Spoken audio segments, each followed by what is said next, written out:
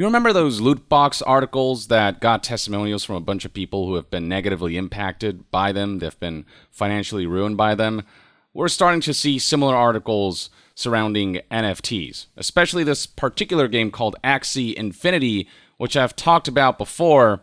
The mantra here is battle, collect, and of course, earn. This is basically a Pokemon type of game where the monsters are NFTs, essentially. Something along those lines. And this is a game that, for a bit, garnered a decent amount of popularity, made a lot of money through NFTs. But once NFTs and crypto sort of started to go on a downwards trend, it started to lose players and just not make as much money. So you can see right here, back in October of 2021, we're seeing articles like Axie Infinity, the crypto game that's grown over 200 times this year alone. And then in early 2022, we were seeing articles like Axie Infinity breaks $4 billion in NFT sales as the crypto gaming metaverse draws in the crowds. But then over time, that started to diminish. In April of 2022, we were seeing headlines that were more in line with Axie Infinity was losing gamers even before record crypto hack. The hack which I've discussed in a previous video, but you can see right here the downwards trend that the game has been on. And then right here is an article that reports on the second biggest crypto hack ever, with roughly $600 million worth of Ether stolen from this Axie Infinity game by hackers. This led to Axie Infinity having to raise funds, essentially, to pay that money back to folks who obviously were very pissed that the hack meant they just lost a whole bunch of money. So Sky Mavis, the company behind Axie Infinity, raised $150 million, led by Binance, as well as these other companies, funds to be restored on the Ronin Bridge. And right there you can really see how NFTs really aren't as non-fungible as is being advertised, and how prone it is to hacks and theft and shady activity, like the $600 million in crypto that got stolen having to be laundered, that being the tricky part because that's a lot of money, and obviously law enforcement is keeping an eye out for the activity surrounding the wallet that stole the $600 million. And then alongside that, it turns out that the $600 million crypto heist was pulled by North Korea.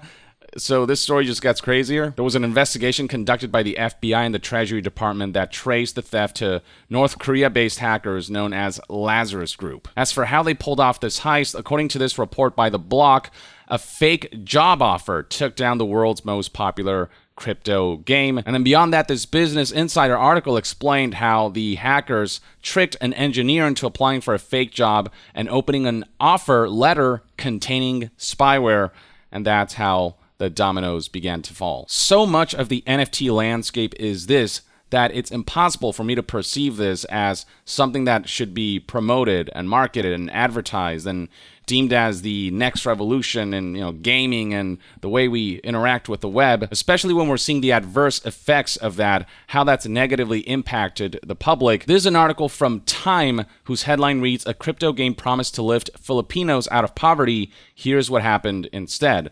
And one important thing to note is that Axie Infinity, the majority of players are from the Philippines, 40.53%, in fact. That's a huge portion of the player base. This investigative report from Time specifically chronicles what happened with Samerson Aureus, a Filipino resident who was earning about 4,000 pesos a month, about $80 a month, making takoyaki.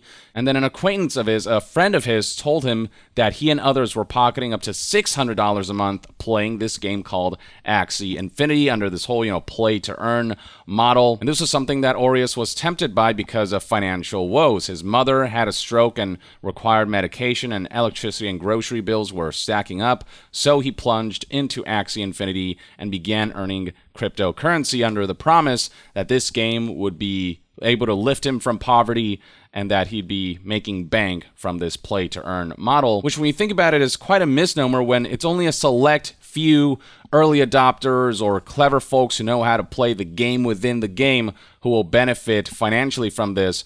The majority will either barely break even or barely make any money that isn't really worth the time investment, or will outright lose money from this. That's the thing they don't tell you about the play-to-earn model, is that you also stand to lose a lot of money by trying to play-to-earn, which is exactly what happened to many folks in the Philippines, as chronicled by this Time article Thousands of young people in the Philippines were jumping headlong into the game. Crypto's astonishing 2021 boom, in particular, really drove Filipino audiences to this title. 14 months later, most Filipino players, including Aureus, have exited the game, nursing anger and anxiety. And alongside that, significant financial losses, in some cases thousands of dollars down, which for a lot of these folks is a ton of money. Aureus, in fact, testified that he grew to hate playing the game. It was boring and stressful, a common refrain among the dozen players Time interviewed for this story. And when a video game, when the play to earn model isn't fun, then there's a problem. It's no longer a video game, it's just a job. And not to say that there aren't jobs you can't derive pleasure out of, but there are certain types of jobs that are very much grindy, if you will, and that's the kind of experience that NFT games tend to offer, much like with microtransactions and loot box infested games that want to keep you engaged for the long term, but if you don't pay up, then you're going to be in for a long grind that will make the game feel like a second job. Except in the case of NFT games, the whole point of the game is to earn money, but then you add the grindy elements on top of that, and it just becomes a job and not something you can escape to immerse yourself in art and storytelling and amazing interactive experiences. Aureus straight up told Time that I felt fatigued all the time. I became more aggressive in every aspect of my life. And then the article warns about how this is all a cautionary tale for crypto and its bombastic rhetoric about changing the world. Change the world it might, but with the current model that NFTs are being presented under, certainly not for the better. Save for the few who have been fortunate enough to know how to exploit these games to earn money, the rest have felt duped by these NFT games. Aureus and others say that Axie Infinity reinforced predatory systems and gave them false hope. This is the kind of crap that gaming is trying to normalize and push as the next big thing for gaming, when very clearly the intentions behind their implementation is monetization driven, not driven by pushing the creative boundaries of the art form that is making games. Time then delves into Axie Infinity and its systems a bit, how it looks a lot like Pokemon. There's this in-game currency called Smooth Love Potion, or SLP, which sounds like a brand of lube or something. And each Axie monster is an NFT. This is a game that was created by a Vietnam-based startup called Sky Mavis Inc., and they kind of bake the earning potential right into the game itself. We believe in a world future where work and play become one, says the game's website. Unless your profession centers around something that you can play, like if you're a video game reviewer or a toy reviewer or an esports player where playing literally is a part of your work, a future where video games are fused with real-life financial elements so that video games become work is a future that I absolutely do not want, and near universally, the gaming community will agree on this front. Because at that point, the goals surrounding this so-called game are no longer game-based. It's not about becoming the most powerful. It's not about completing the campaign to experience the story. And in the case of Axie Infinity, a lot of people report that the game is just not fun to play. It's anxiety-inducing. It's boredom-inducing. And it just makes people's lives miserable when they treat this video game as a daily grind to make money instead of just something they can casually get lost in to briefly escape the harshness of the real world. Instead, the real world has been brought into the game itself. It's just a digital form of less than ideal real life elements where it's just a big Ponzi scheme or pyramid scheme, whatever you want to call it. Time reports that the game initially made a huge impact in the Philippines, made up 40% of the game's user base, as I previously relayed, and then the prolonged COVID-19 lockdowns crippled the Philippines economy, which is why so many gravitated towards Axie Infinity, something they could play locked in from home. On top of the fact that the crippling of that economy resulted in many kind of seeking these money-making schemes to make ends meet. And that's really how NFTs and NFT-based games are advertised. Get-rich-quick schemes that obviously only a few will get rich from. Time then talks about another individual named Owen Konvakar, who in 15 days earned $487. He soon invested $1,200 to buy his own Axie monsters, splitting the total cost 60-40 with his mom. And those initial success stories brought a lot of attention to Axie Infinity. Konvakar brought global news coverage and hundreds of thousands of new players into the game. But like with any Ponzi scheme, experts and observers pointed out that its economic structure was unsustainable. The value of SLP necessitated new players continuously buying in, much like a Ponzi scheme. Sky Mavis' team even acknowledged in its white paper that the game was dependent on new entrants.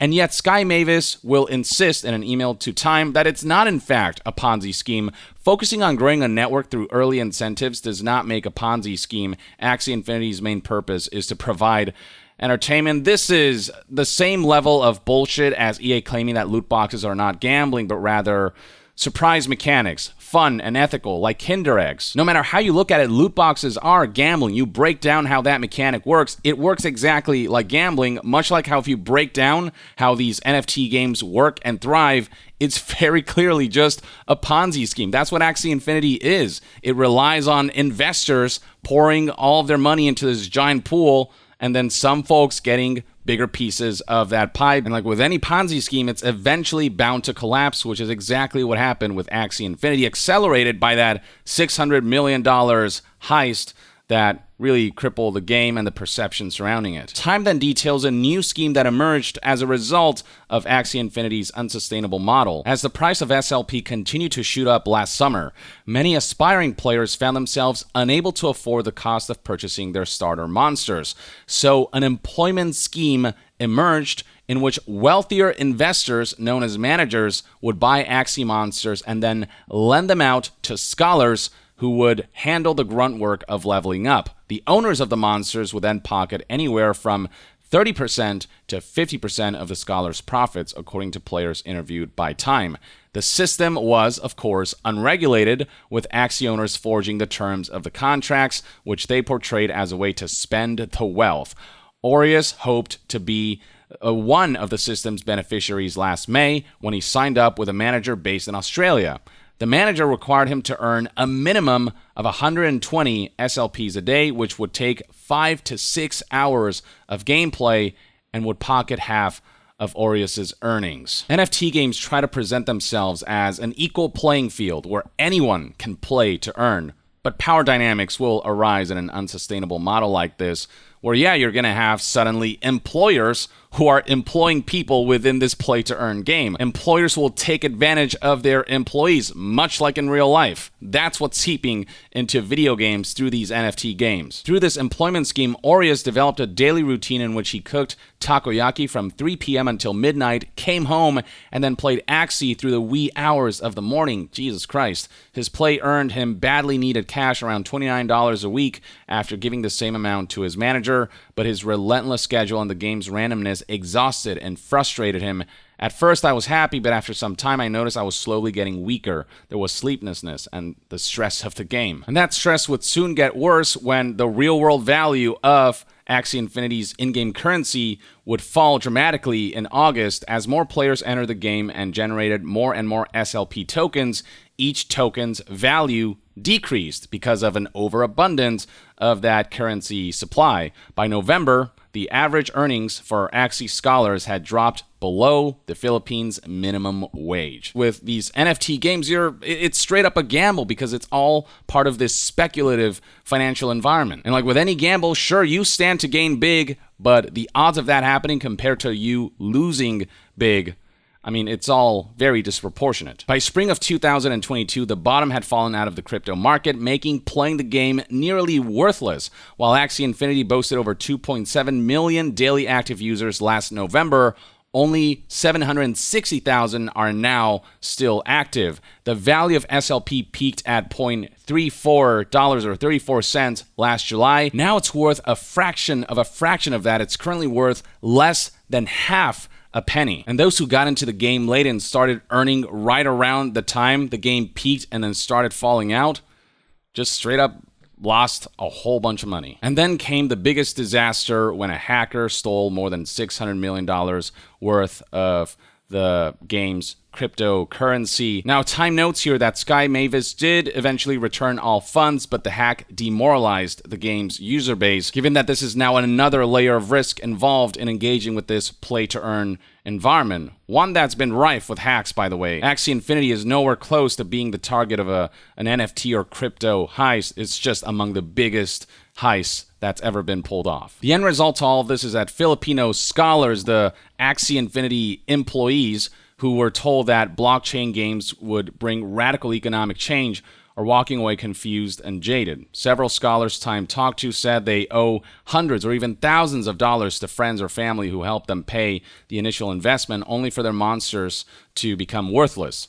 Convocar's Axie account was hacked in March, and recouping his losses set him back some $190. He soon quit. This is what NFT gaming is about. It's just, trying to draw in people who are desperate enough or who are in less than ideal circumstances enough that they'll be enticed by the prospect of making money quick. And with these Filipinos, it wasn't even about getting rich. It was about making ends meet. It was about making enough money to be able to take care of your mother and to just have the basic necessities to survive. And that's what Axie Infinity took advantage of in the Philippines, who again encompass the majority of the Axie Infinity player base. If this doesn't highlight what NFTs are currently all about, exploitation and schemes and cons and theft and shady activity, I don't know what does. Going back to Aureus, he finally drifted away from the game toward the end of last summer after his mother, died of a heart attack. Her funeral wiped out his savings, including the $200 he had saved up playing Axie.